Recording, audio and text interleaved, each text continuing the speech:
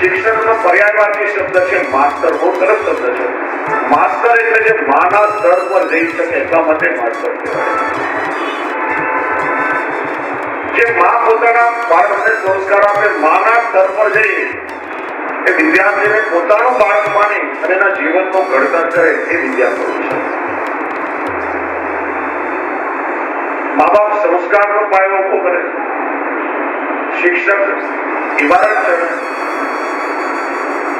ત્રીજો પ્રકાર બતાવ્યો છે આદર્શ ગુરુ. માણસમાં જ્યારે વિવેક બુદ્ધિ આવે, સ્વયં સમજી શકે કે જીવનમાં સાચું શું છે, ખોટું શું છે, ધર્મ શું છે, અધર્મ શું છે, આ વિવેક ગુરુની વાત. અને વાસ્તવમાં તમે જો તો ધર્મની વ્યાખ્યા શું? ધારણા ધર્મ ઇત્યાવો ધર્મો ધારાય છે. પ્રત્યેક વ્યક્તિ ધારણ કરે છે ધર્મ. અનેક વ્યાખ્યાઓ છે. જીવને પશુતામાંથી માનવતા તરફ લઈ જાય કોઈ પણ ધર્મ છે. જીવને પ્રભુ સાથે જોડનારું તત્વ ધર્મ છે. માનવીના જીવનનો આધિભૌતિક, આધ્યાત્મિક અને આધિદૈવિક વિકાસ કરે એ તત્વ ધર્મ છે. પણ ધર્મની સૌથી સરળ વ્યાખ્યા ધર્મ એટલે આપણું કર્તવ્ય. જે વિવિધ અવસ્થાઓમાં આપણી જવાબદારી નિભાવવાની છે, આપણા કર્તવ્યનું પાલન કરવાનું છે, એ સમજ હોવી એનું નામ છે ધર્મ. દેહ ધર્મ, આત્મધર્મ, વર્ણ ધર્મ, આશ્રમ ધર્મ, આપદ ધર્મ, વિશેષ ધર્મ, ભગવત ધર્મ. જુદી જુદી અવસ્થાઓમાં શું કરવું જોઈએ, શું ના કરવું જોઈએ, આ સમજણો એનું નામ છે ધર્મ. દેહ ધર્મ એટલે માણસનું શરીર મળ્યું છે. આખી ભાષામાં જેને આપણે હ્યુમાનિટી કહીએ છીએ, માનવ ધર્મ. એક મનુષ્ય તરીકે આપણે શું કરવું જોઈએ? માણસ અને પશુઓ કરે છે. વૈષ્ણવ માણસનું શરીર એકમાત્ર સાધન છે કે જેનાથી તમે આલોક અને પરલોક બંને સુધારી શકો. બીજું કોઈ શરીર એના માટે સહાય નથી. માણસ બધા કરતા જુદો છે કેમ કે એમાં વિવેક કે છે. એકવાર બધા પશુઓ બ્રહ્માજી પાસે આવ્યા. મારા તમારી સાથે બહુ અન્યાય થયો છે. કે ઘરે બધું માણસ અને ઉદાહરણ મારા દેવાય. આમ બહુ આળસુ હોય ને ત્યાં પરારી જેમ પડ્યો રહે છે. બહુ મહેનતુ હોય એટલે ગધેડાની જેમ મહેનત કરે છે. ચાલાક હોય ત્યાં શિયાળ જેવો ચાલાક છે. વફાદાર હોય તો ત્યાં કૂતરા જેવો વફાદાર છે. હિંમત વાળો હોય ત્યાં સિંહ જેવો છે. ભારી શરીર હોય તો ત્યાં હાથી જેવો છે. ઘરે માણસ અને ઉદાહરણ અમારા એવું કેમ? બ્રહ્માજી જો મેં સૃષ્ટિ બનાવી, ચાર વસ્તુઓ બધામાં સમાન રૂપે આપી. આહાર, નિદ્રા, ભય, મૈથુન સામાન્ય મેન્દ્ર પશુ ભી નરા. આહાર, પશુ આખો દિવસ ચરે, ગમે ત્યાં કરીને પોતાનું પેટ ભરી લે. એમ માણસ પણ પરિશ્રમ કરીને કોઈને કોઈ રીતે પોતાનું પેટ ભરી લે છે. કોઈ રાત્રે ભૂખ્યા સુતા નથી. નિદ્રા, થાકીને પશુઓ ક્યાંક બેસે, વિશ્રામ કરે. માણસ પણ થાકે તો નિદ્રાથી ભય. દરેકને પોતાનાથી બળવાનનો ભય સતાવતો હોય, મૃત્યુનો ભય બધાને સતાવતો હોય. અને સૌથી મોટો ભય આ તો શું થશે, આ બહુ મોટો ભય છે. ભવિષ્યનો ભય જે આપણા હાથમાં નથી, પ્રભુના હાથમાં છે. દુકાન શરૂ કરી નથી, ઉદઘાટન હોય નુકસાન જશે તો. બહુ પરણીને ઘરમાં આવી, અમારા કયામાં નહીં રહેતો. આટલો ખર્ચો કરીને દીકરાને બનાવ્યો અને મા બાપને નહીં સાચવે તો આ તોનો ભય બહુ ખરાબ છે. આપણને ખબર નથી વાસ્તવમાં. ઘણી વાર કહું, એક દીકરીના લગ્ન થયા, 6 મહિના પછી પિયરે આવી તો મમ્મીએ કહ્યું, બેટા તું બહુ સુખાઈ ગઈ, ગરમાઈ ગઈ છે, શું વાત છે? આમ સાસરામાં તને બહુ દુઃખ પડે છે, તારું ઘરે બરાબર નથી, એ સાસુ સસરા વધે. હા મમ્મી, મારા સાસુ સસરા તો આમ તમારા જેટલો પ્રેમ કરે સાક્ષાત ભગવાન. અને મારો પતિ બહુ સારો છે, કોઈ દુઃખ નથી. એ તો ઘરવાઈ ગઈ ગઈ. મને એક વાતનો બહુ ડર લાગે. મારો વર સવારે જાગે જલ્દી જલ્દી ચા મૂક નહીં તો મને બહુ ડર લાગે. નાવાનું ગરમ પાણી કર નહીં તો ચાલ મારું ટિફિન બનાવો નહીં તો મને બહુ ડર લાગે. એટલે પણ પૂછી લે ને શું કરશે ખબર પડે આપણને. આવી સાસરે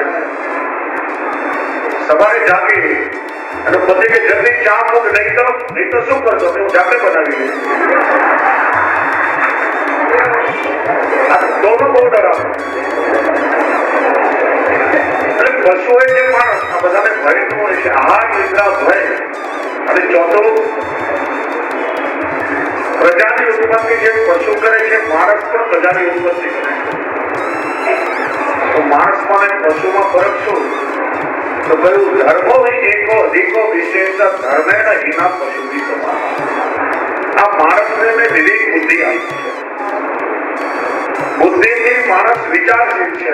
શું કરવું શું ના કરવું, પાપ શું પુણ્ય શું, ધર્મ શું અધર્મ શું, માણસ વિચારી શકે.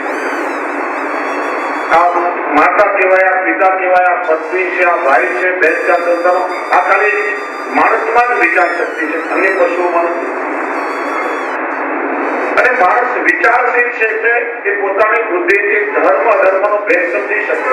અને માણસ થઈ અને જે પોતાના ધર્મને છોડી દે એમાં પશુમાં કોઈ જાતો કરે. તો શું કરવું ને શું ના કરવું આ સમજણ હોવી જોઈએ. તમે જુઓ ને તો નાના બાળકને પૂછો તો પણ એને ખબર હોય. ચાલો બે ચાર પ્રશ્ન તમને પૂછો, ખાલી હા કે નામાં જવાબ દે. ખાલી હા કે ના બધાય વડે કહેવાનું. આપણે સાચું બોલવું જોઈએ, બીજાને દુઃખ દેવું જોઈએ, વૈષ્ણવ ગતિ કરવી જોઈએ, ઠાકોરજીની સેવા કરવી જોઈએ, મા બાપને ઘરમાંથી કાઢી મૂકવા જોઈએ, મા બાપની સેવા કરવી જોઈએ, બીજાનું જૂઠવીને ખાવું જોઈએ. બધાને ખબર છે. અમારું કામ જ નથી કઈ, બધાને ખબર જ છે શું કરવું જોઈએ. છતાં પણ મહાભારતનો એક પ્રસંગ છે. દુર્યોધન કહે છે જાનામિ ધર્મમ ન એવ પ્રવૃત્તિ, જાનામિ અધર્મમ ન એવ નિવૃત્તિ. ધર્મ શું છે હું સારી રીતે જાણું છું પણ એમાં મારું મન લાગતું નથી. અને અધર્મ શું છે પણ હું સારી રીતે જાણું છું પણ એ મારાથી છૂટતો નથી. એટલે 5000 વર્ષ પહેલા ભલે દુર્યોધન ભીમની ગદાથી મરાયો પણ આજે આપણા બધાની અંદર ક્યાં ખૂણે ખાતરે સંતાઈને બેઠો છે. કેમ કે આપણે બધા જાણીએ છીએ શું કરવું જોઈએ ને શું ના કરવું જોઈએ. છતાં પણ જે કરવું જોઈએ નથી કરતા અને ન કરવું જોઈએ એમાં જ આપણું મન લાગ્યા કરે. એનું નામ છે ધર્મ. તે ધર્મ પછી આત્મધર્મ. આ માણસના શરીર દ્વારા તમે હાલત તો સુધારો પણ પરલોક સુધારવાની વ્યવસ્થા કરો. કઈક પરંપરાથી દીક્ષિત થઈ તમારા આત્મકલ્યાણ માટે સાધનો કરો. વર્ણ ધર્મ એટલે તમે બ્રાહ્મણ ક્ષત્રિય વૈશ્ય શુદ્ર કયા વર્ણના છો, શાસ્ત્રે તમે શું અધિકાર આપો. આશ્રમ ધર્મ એટલે તમે બ્રહ્મચારી છો, ગૃહસ્થી છો, સન્યાસી છો, વાનપ્રસ્થી જે આશ્રમમાં છો એટલે તમે ગૃહસ્થી છો. મા બાપની સેવા કરો, લગ્ન કરો, સંતાનો થાય, કુટુંબનો નિર્વાહ કરો, સંતાનોને સારા સંસ્કાર આપો, કુટુંબનું ભરણ પોષણ કરો, સમાજમાં રહો છો, સમાજનો રોગ છે, સમાજની સેવા કરી રોગ શકો. આ એક સામાન્ય ધર્મ છે. પછી આવે આત્મધર્મ. ક્યારેક કોઈ જીવનમાં આપતકાળ આવે ત્યારે શું કરવું શું ના કરવું એને ધર્માગ્ર દર્શન કહેવાય. પુષ્ટિમાર્ગમાં સૌથી મહત્તા છે ભગવત ધર્મ. કેમ કે બધા ધર્મોને ધારણ કરનાર ધર્મી સ્વયં ભગવાન છે. ઠાકોરજીના સુખનો વિચાર કરો એ વૈષ્ણવનો શ્રેષ્ઠ ધર્મ. ત્યાં બધા બીજા ધર્મો ગૌણ થઈ જાય છે. તો કહેવાનું હશે શું શું કરવું ને શું ના કરવું આ માણસના શરીર. એટલે આદર્શ ગુરુ આપણી બુદ્ધિથી વિચાર કરી અને દરેક કોઈ વ્યક્તિ હોય કે વસ્તુ એમાંથી સારી વસ્તુ આપણે ગ્રહણ કરીએ. જે ભાગવતીમાં કથા છે, દત્તાત્રેયજીએ 24 આદર્શ ગુરુ કર્યા. કરોડિયાને ગુરુ બનાવ્યો, પતંગને ગુરુ બનાવ્યો, મધમાખીને ભમરીને ગુરુ બનાવ્યો, પિંગલા નામની વેશ્યા જે આખો દિવસ ગ્રાહકની પ્રતીક્ષા કરી, સાંજે મનમાં ભાવનાથી ક્યારે રે આખું જીવન આમાં વેડફી નાખ્યો. આજે ભગવાનની પ્રતીક્ષા કર્યો તમને ભગવાન મળી જાય અને ભગવાનની પરમ ભક્ત થઈને પ્રભુને મળ્યા. એ તરફ બાણ બનાવનાર લુહાર રાજાની સવારી પસાર થઈ ગઈ પણ પોતાના કાર્યમાં એટલો વ્યસ્ત હતો કે ખબર ના પડી. એની પાસે ગુણ ગ્રહણ કર્યો કે કોઈ પણ કામ તમે કરો તમે જ્યાં સુધી એકાગ્ર ન થાવ ત્યાં સુધી સફળતા ના મળે. જેની પાસેથી જે સારો ગુણ લાભ લઈને ગ્રહણ એ છે આદર્શ ગુરુ. આ ગુરુ એ કરોડોમાં કોઈ એકાદ હોઈ શકે. ભગવાને અર્જુનને કહ્યું ઉદ્ધરે આત્માનો ઓસાડે. તું પોતે તારું આત્મકલ્યાણ કર તો પોતે તારું ગુરુ બની જાય. પણ અર્જુન એ ના થઈ શક્યું અને છેવટે ભગવાનને કેવું પડ્યું સર્વ ધર્માન પરિત્યજ્ય જે મામેકમ શરણમ વ્રજ અહંત્વામ સર્વ પાપેભ્યો મોક્ષયિષ્યામિ મા. અર્જુન બધા જ વર્ણાશ્રમ ધર્મનો ત્યાગ કરે. હવે તું મારા શરણમાં આવ, હું તારો ઉદ્ધાર કરીશ. તારાથી તારો ઉદ્ધાર નહીં થાય. અને અર્જુને ભગવાનની બિનશરતી શરણાગતિ સ્વીકારી. શિષ્યસ્યમ સાધિમાન ત્વામ પ્રપન્નમ. હે કૃષ્ણ, અત્યાર સુધી તમને માત્ર મારા મિત્ર કે સખા માનતો હતો, હવે તમે મારા ગુરુ પણ છો. તમે જે કહેશો એ કરીશ. ત્યાર પછી અર્જુનમાં પોતાનું પૌરુષત્વ આવ્યું. યુદ્ધ પણ કર્યું અને વિજયશ્રી પણ એને મળી છે. છેલ્લે આપણા ગુરુ છે એ આપણા દીક્ષા ગુરુ, ધર્મ ગુરુ, જે જીવાત્માને પ્રભુ સુધી પહોંચાડે છે, જેને દર્શનની પ્રાપ્તિ કરાવે છે. એટલા માટે વૈષ્ણવ ગુરુની બહુ મોટી જવાબદારી છે. શ્રી મહાપ્રભુજી ગુરુના 4 લક્ષણો બતાવે છે અને આટલા સમયમાં થોડું ધ્યાનથી સાંભળો, સમજો તો એ વિવેક આવશે. ગુરુ કેવા હોવા જોઈએ? કૃષ્ણ સેવા પરમ વિક્ષ દંભાદિ રહિતમ નરમ શ્રી ભાગવત તત્વજ્ઞમ ભજે જિજ્ઞાસુ રાધરા. ગુરુ એ કૃષ્ણ સેવા પરાયણ હોય, જે પોતે કૃષ્ણની સેવા કરે તો જ કૃષ્ણની સેવાનો ઉપદેશ આપી શકે. જેમ શ્રી મહાપ્રભુજી શ્રી ગુસાઈજી પોતે સેવા કરી અને એ સેવાનો ઉપદેશ આપ્યો છે. ભગવત સેવા જેના જીવનનો આદર્શ છે. દંભાની રહિતમ, અહંકાર, ઈર્ષા, રાગ, દ્વેષ, ક્રોધ આ બધાથી જે પર છે. જેની ભગવત સેવા કેવળ દેખાવ કે દંભ માટે નથી, પણ વાસ્તવમાં જે પ્રભુના સુખનો વિચાર કરીને ભગવત સેવા કરે. ઘણી વાર કોઈ વ્યક્તિને મળવું હોય, આપણે એપોઇન્ટમેન્ટ લઈએ તો આવતીકાલે 10 વાગે મારા ઘરે નથી.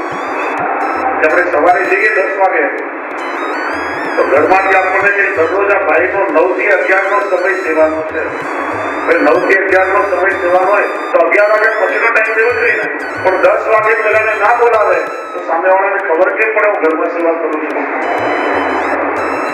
એટલે દેખાવમાં વધારે આવા દમવાદી ગુણોથી નહીં. શ્રી આચાર્ય ચરણનો પ્રસંગ છે કે ભારત યાત્રા દરમિયાન આપસી ગજમાં પધાર્યા અને ઘેવરવનમાંથી પસાર થઈ રહ્યા હતા. દામોદરદાસ સરસાણીજી કૃષ્ણદાસ મેઘનાથી સેવકો હતા. ત્યાં રસ્તામાં એક મરેલો અજગર પડ્યો હતો અને લાખો કીડીઓ ખોલીને ખાઈ ગઈ. કૃષ્ણદાસ મેઘને પૂછ્યું કૃપાનાથ અજગરની આ દશા કેમ? ત્યારે શ્રી મહાપ્રભુજીના પૂર્વ જન્મનું વૃત્તાંત કે ગયા જન્મમાં આ એક લોભી, પાખંડી ને દંભી ગુરુ હતો. પોતે કોઈ શાસ્ત્ર ના ભણ્યો, પોતાના આત્મકલ્યાણનો કોઈ સાધન ના કર્યું, કેવલ લોભ અને દંભથી થયેલા હજારો ચેડાઓ કર્યા. પોતે મર્યો એની અધોગતિથી અજગર થયો એના ચેલાઓ પણ કીડી બનીને પોલી પોલીને ખાઈ રહ્યા છે. ખરેખર પાખંડી તારો દોર તો તે બગાડ્યો, પણ અમારો એક જન્મારો બગાડ્યો.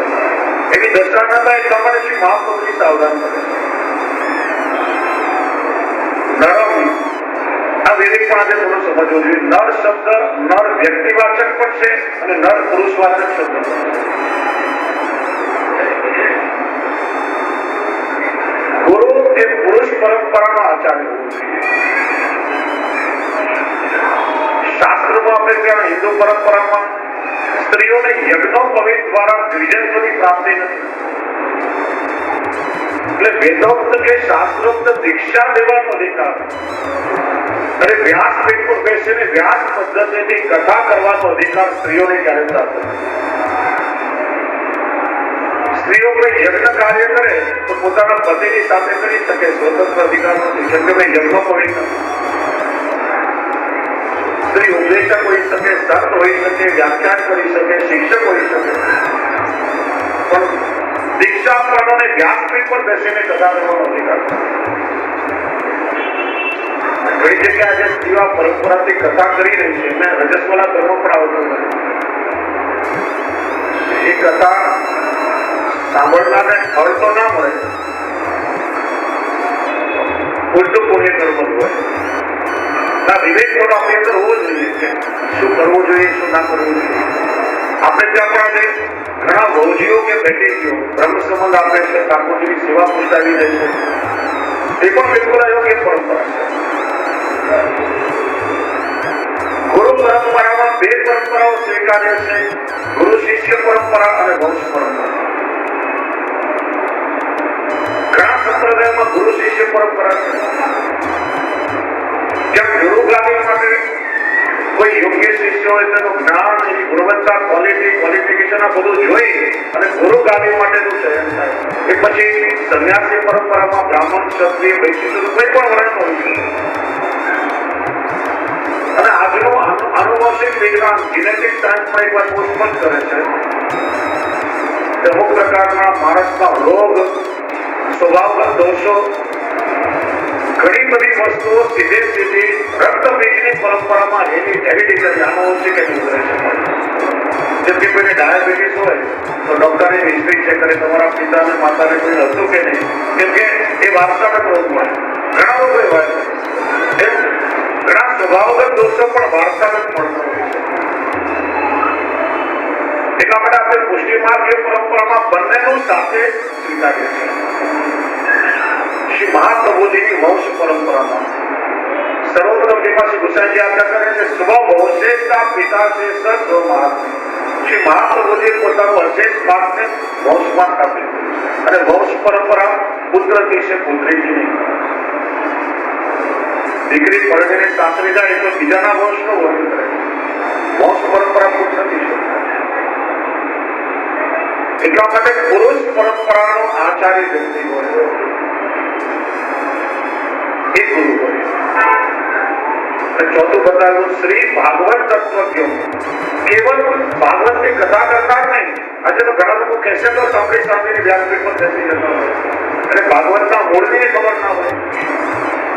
ખાલી ટૂચકાઓ, જોક્સ, લોક વાર્તાઓ કે ભજનો ધૂલો દોડાવીને લોકોનું મનોરંજન કરતા હોય. અને લોકોને પણ આજે મનોરંજન જ ગમે, કેમ કે આજે ઉદાહરણ જોઈને જોઈતું નથી. ભાગવતના મૂળ તત્વને જાણનાર, સુબોધની ટીકાઓનું જેને અધ્યયન કર્યું છે અને જેને જીવનમાં એવો કોઈ કોમ્પિટન્ટ એવો સક્ષમ ગુરુ મળે તો એના શરણમાં જાઓ, ચોક્કસ તમારો ઉદ્ધાર થશે. અને નહીં તો એ વિવેક જોની તો કબીરજી કહે છે, ગલિયન ગલિયન ગુરુ ખડે મેરી કંઠી લો, સ્વર્ગ પડો ચાહે નર્ક પડો પણ રૂપૈયા મુજકો તો. આવા ગુરુ ગલી ગલીએ મળી જાય તમને. એટલા માટે વિવેકશ્રી મહાપ્રભુજી આપણને બતાવે છે. આપણી પુષ્ટિ માર્ગીય પરંપરામાં તમે જો વિચારો તો આ ચારે ગુણો કેવલ શ્રી મહાપ્રભુજીમાં જોઈ શકે. લૌકિકમાં બહુ દુષ્કર છે આ વસ્તુ. એટલે આપણે પુષ્ટિ માર્ગીય પરંપરામાં આપણા બધાના મૂળ ગુરુ, આપણા આચાર્ય કેવલ મહાપ્રભુશ્રી વલ્લભાચાર્ય. અન્ય સંપ્રદાયમાં જુઓ તમે તો શંકરાચાર્યજીની ગાદી પર વર્તમાન શંકરાચાર્ય કહેવાય. રામાનુજાચાર્યની ગાદી પર વર્તમાન આચાર્ય રામાનુજાચાર્ય કહેવાય. દરેક પરંપરા પુષ્ટિ માર્ગમાં વલ્લભાચાર્ય એકમાત્ર શ્રી મહાપ્રભુજી છે. બીજા બધા વલ્લભ વંશજ આચાર્ય. અમે પણ જયારે કોઈને બ્રહ્મ સંબંધ આપીએ ત્યારે અમારી યોગ્યતા કે ક્ષમતા કે નહીં, પણ શ્રી મહાપ્રભુજીના પ્રતિનિધિ સ્વરૂપે, ગુરુ દ્વાર સ્વરૂપે, ગુરુ મુખ સ્વરૂપે આવનાર વૈષ્ણવમાં દામોદરદાસ તડસાણીજીનો ભાવ રાખી શ્રી મહાપ્રભુજીને વિનંતી થાય શ્રી વલ્લભના સ્વરૂપને હૃદયમાં પધરાવી અને શ્રી વલ્લભની કાનીથી બ્રહ્મ સંબંધ અપાય. અરે તુલસી પણ શ્રી મહાપ્રભુજીના પડગામાં લઈ અને ઠાકોરજીના ચરણમાં સમર્પિત થાય. એ કૃપાનાથ શ્રી વલ્લભની આડેથી આ જીવના પતિ કેમ કે ઠાકોરજી તો શ્રી વલ્લભથી બતાવેલા છે. એટલા માટે શ્રી મહાપ્રભુજી પોતાના વંશમાં એ માર્ગને સ્થાપિત કર્યું છે. એટલે વર્તમાન સમયમાં જેમની પાસેથી આપણને બ્રહ્મ સંબંધ થયો એમાં લૌકિક ભાવ ન રાખતા આપણે સાક્ષાત શ્રી વલ્લભ સ્વરૂપે એમનો આદર કરીએ છીએ. આપણા માટે એક પ્રગટ છે.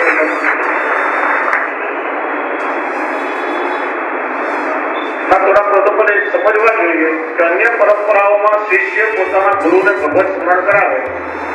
ઘણી પરંપરાઓમાં આપણે ત્યાં મુસ્લિમ મતમાં ઠાકોરજીને અને ગુરુને આપણે દંડવત કરાવીએ છીએ.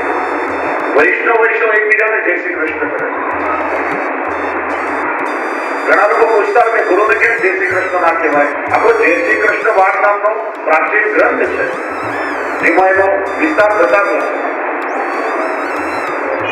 પહેલી વાત હવે કે ગુરુની કૃપાથી આપણને ભગવત પ્રાપ્તિ થાય છે. સેવકને અધિકાર નથી કે ગુરુને ભગવત સ્મરણ કરાવી શકે, કેમ કે ભગવત સ્વરૂપનો બોધ તો આપણને ગુરુની કૃપાથી મળે. ગુરુ ગોવિંદ દોનો કરે કિनको નામ ઉપાય બલિહારી ગુરુદેવ કી ગોવિંદ જીવો દેખાય. બે પ્રકારના ભાવ વિચારાયા છે. ગુરુ અને ગોવિંદ બંને ઉભા છે. પ્રથમ વંદન કોને કરવું કે ગુરુદેવને, કેમ કે એની કૃપાથી ગુરુ મળ્યા. અને બીજો ભાવ કે ગુરુને ગોવિંદ બંને ઉભા છે. હું ગુરુને વંદન કરવા ગયો પણ બલિહારી ગુરુદેવ કી ગોવિંદ જીવો દેખાય. ગુરુદેવની કૃપાથી એને મને પ્રભુ તરફ આંગળી ચીંધી ને પ્રભુની સન્મુખ કરી દીધો. શ્રી મહાપ્રભુજીનો પ્રસંગ છે. મુકારદેવની સામે સુંદર શિલાના દર્શકજી છે તેનો પ્રસંગ છે કે દામોદરદાસજીના ખોળામાં મસ્તક રાખી શ્રી મહાપ્રભુજી ખોલી રહ્યા. શ્રીનાથજી બાવાની ઈચ્છા થઈ કે મારે શ્રી વલ્લભને મળવું છે, તો મંદિર પરથી પ્રભુ નીચે પધાર્યા અને ઠાકોરજીએ ચરણારવિંદમાં સુવર્ણના ઘૂઘરીવાળા નુપુર ધારણ કર્યા હતા. છમ છમ મધુર ધ્વનિ થઈ રહ્યો હતો. દામોદરદાસજી વિચાર્યું કે શ્રીજી બાબા નજીક પધારશે તો આ નુપુરના ધ્વનિથી શ્રી મહાપ્રભુજી જાગી જશે, આપણે પરિશ્રમ થશે. હાથનો ઇશારો કરી દૂર ઠારા લેવાનો સંકેત કર્યો. તો પ્રભુ તો અંતર્યામી છે, ભક્તવત્સલજીના હૃદયનો ભાવ જાણતા હતા. દૂર ઠારા રહ્યા. શ્રી મહાપ્રભુજી જયારે જાગ્યા નિદ્રામાંથી અને દૂર ઠારા પ્રભુના દર્શન કર્યા તો જાણ્યો દામોદરદાસજીને મીઠો ધક્કો આપ્યો. અરે ધક્કા એ તેને રાખી પ્રભુ કો પરિશ્રમ થયો. હાથ જોડી વિવેકથી વિનંતી કરી, કૃપાનાથ દાન કરો કે દાતા કરો. દાન નહોતું કહેવાય કે દાતા. કોઈ દાતા હોય તો દાન આપી શકે, પણ કોઈ દાતા હોય તો દાન કોણ આપે? અન્નદાન, વસ્ત્રદાન, સુવર્ણદાન, ભૂમિદાન કોઈ પણ આપે, પણ સર્વોત્તમ જેમાં શ્રી મહાપ્રભુજીનું નામ છે અદેય દાન દક્ષ. અદેય કોઈ ના આપી શકે. કે બ્રહ્મ સંબંધ કરવો, પોતાનું સર્વસ્વ. કેમ કે શ્રી વલ્લભ તો ગોળ ભાવ્ય સ્વામીની પ્રગટ કૃષ્ણ અવતાર. સ્વામીજીનું ભાવાત્મક સ્વરૂપ, સ્વામીજીનું સર્વસ્વ એટલે એના પ્રાણ શ્રેષ્ઠ પ્રભુ. જયારે ઠાકોરજી પધારે ત્યારે કે હમ અમારો સર્વસ્વ તુમકો દે રહે. પોતાનું સર્વસ્વ ઠાકોરજી સેવે સ્વરૂપે પધાર્યા હતા. અને એ ભગવત સેવા દ્વારા એ પ્રભુને મારવાનો પ્રકાર શ્રી વલ્લભે બતાવ્યો. જો શ્રી મહાપ્રભુજીથી પેલા ઘણા સંતો મહાપુરુષો આચાર્યો થયા. ઘણાએ કહ્યું ચાલો હવે તમને ભગવાન સુધી પહોંચાડીએ. શ્રી મહાપ્રભુજી એકમાત્ર આચાર્ય છે. આપણે આગળ કહીએ ના, મારે તમને કોઈને ભગવાન સુધી નથી પહોંચાડવા, પણ સાક્ષાત ઠાકોરજીને તમારા ઘરમાં પધરાવી એક એક વૈષ્ણવનું ઘર પધારે બનાવે અને એક એક વૈષ્ણવના ખોળામાં પ્રભુને ખેલતા કરી દો. પ્રભુના નિત્ય લીલા ધામ સુધી જવાનો પરિશ્રમ વૈષ્ણવ નથી કરવો. અન્ય સંપ્રદાયમાં ભગવત પ્રાપ્તિ સુધીનો પ્રકાર બતાવે. મારો તમને ભગવાન મળ્યા એટલે ફળ મળી ગયો. અને શાસ્ત્ર કહે છે કે જેને ભગવાન મળ્યા, ભગવાનના દર્શન થાય અને ફરી જન્મ ના લેવો પડે, એને મોક્ષ મળી જાય. શ્રી મહાપ્રભુજી એનાથી આગળ પ્રકાર બતાવે. પ્રભુ તો તમને મળ્યા, પણ તમે પ્રભુને માણી કઈ રીતે? તો તમને પ્રશ્ન પૂછવો કે પુષ્ટિ માર્ગનું પરમ ફળ શું? સેવાનું ફળ શું? સેવા જ ફળરૂપ છે, પણ સેવાનું ફળ શું? શા માટે સેવા કરો છો? પુષ્ટિ માર્ગનું પરમ ફળ શ્રી મહાપ્રભુજી બતાવે છે ભગવદ રસાનુભૂતિ. સેવા કેવળ ક્રિયાત્મક નથી. એ સેવા દ્વારા તમે ઠાકોરજીના સ્વરૂપની અનુભૂતિ કરી શકો. એ રસો વૈષ્ણવ પ્રભુની રસાનુભૂતિ કરી આ દેહ ઇન્દ્રિયથી પ્રભુને તમે માણી શકો. એ માર્ગ શ્રી વલ્લભે બતાવે. ભગવાનના દર્શન થઈને મોક્ષ મળી જાય. જીવ બ્રહ્મમાં લીન થઈ ગયો. જન્મ મરણનું દુઃખ દૂર થયું, પણ એમાં કોઈ સુખની પ્રાપ્તિ નથી. તમે જાતે ગોળનો રવો મરી જાઓ તો ગોળનો સ્વાદ ના મળી શકો. તેથી ગોળ તો ગોળથી જુદા રહીને માની શકાય. એમ પ્રભુ મળ્યા પછી એ પ્રભુને તમે પામી શકો, એને અનુભવ કરી શકો. એ માર્ગ શ્રી વલ્લભે બતાવ્યો છે. ભગવાન કઈ રીતે મળે તો ઘણા બતાવ્યું, પણ જુઓ મેળવવું અને પામવું આ બંનેમાં બહુ ફરક છે. કોઈ વસ્તુ તમને મળી હોય ને એ કાયમ માટે તમારી ના કહેવાય, બીજા કોઈની હોઈ શકે. પણ તમે પ્રાપ્ત કરી લો, પામી લો, પછી કાયમ માટે તમારી થઈ જાય. હું તમને બધાને પૂછું કે શ્રી વલ્લભની કૃપાથી ઠાકોરજી તમારા માટે બિરાજે છે. તમને મળ્યા, પણ તમારામાંથી કેટલાય પામી લીધા.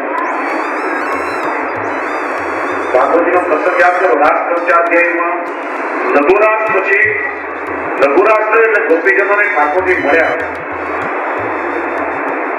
પણ લઘુરાસ પછી સૌભાગ્ય મત આવ્યો છે. પ્રભુ તો પૂર્ણ રૂપે અમારે આધીન છે. અમે જેમ કે શું એમ કરશે.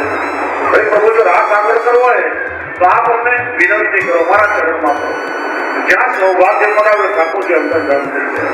મળ્યા ખરા, પણ પામી ના શકાય.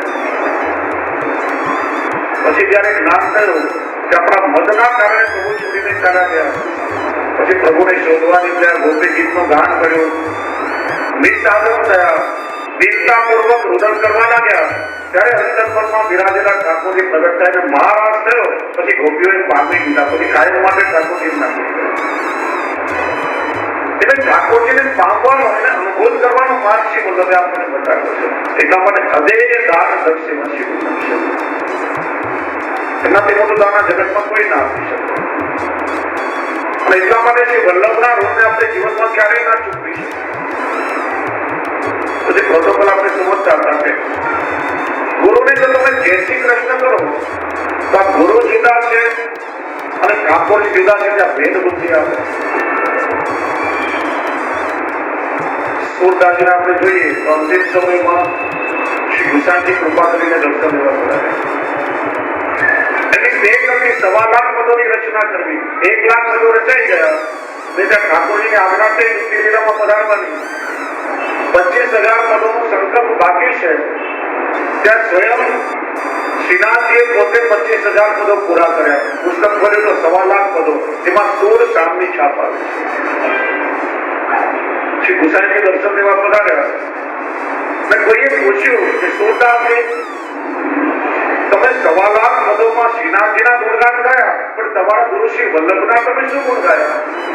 ત્યારે સુરદાસજી બહુ સુંદર કહ્યું, ન્યારો દેખતો તો ન્યારો ગાતો. મેં બંનેને જુદા માને હોય તો જુદા ગુણગાન ગાઉં ને. મેં તો શૃંગાર ધરતા પણ શ્રી વલ્લભના દર્શન કર્યા અને શૃંગાર ધારણ કરતા પણ શ્રી વલ્લભના દર્શન કર્યા. સામગ્રી ધરતા પણ શ્રી વલ્લભનો અનુભવ કર્યો અને ભોગ અરવતા પણ મને શ્રી વલ્લભના દર્શન થયા. પેલો શ્રીનાથજીને શ્રી વલ્લભમાં ક્યારેય ભેદ માન્યો જ નથી. શ્રી ગુસાઈજીના ચરણ પર હસ્ત પધરાવીને જુઓ. દ્રઢ દિન ચરણ કોના છે? શ્રી ગુસાઈજીના. શ્રી વલ્લભ નગર ચંદ્ર છે. બાકી સ્મરણ શ્રી વલ્લભનું થઈ રહ્યું છે. હવે સોર કહા કહે વિવિધ આંગળો વિના મોલ પહોંચે. ગુરુમાં અને પ્રભુમાં જે ભેદ બુદ્ધિ રાખે તો સલાહ માટે આંગળો છે. મેં ક્યારે ભેદ માન્યો નથી. એટલા માટે આ વાત ધ્યાનથી સમજો. સેવકને જો ગુરુમાં ભગવત ભાવ હોય તો જ એ ગુરુની કૃપાને પહોંચાડી શકે. એમ સામે ગુરુની જવાબદારી છે કે પોતાના શિષ્યને પોતાના સ્વાર્થ માટે ઉપયોગમાં ન લેતા ઠાકોરજી સુધી પહોંચાડવાની ગુરુની જવાબદારી છે. આ બંને પોતાની જવાબદારી નિભાવે ત્યારે શિષ્યનો ઉત્કર્ષ થાય. એક પણ જવાબદારી જો ચૂકે તો ઉદ્ધાર ન થાય. એટલે ગલિયન ગુરુ કરેલા ગુરુ મળે, પણ વાસ્તવમાં જો શ્રી મહાપ્રભુજી સ્વયં ભગવત બનતા છે, આજ્ઞા શું કરી? કૃષ્ણ સેવા સદા કાર્ય સર્વદા સર્વભાવે પ્રજન્યો વિરાજી. એ વૈષ્ણવ આ ઠાકોરજીની સેવા તમારો ધર્મ છે અને એનાથી તમારો ઉદ્ધાર થશે. આ સેવામાં શ્રી વલ્લભે બતાવ્યું.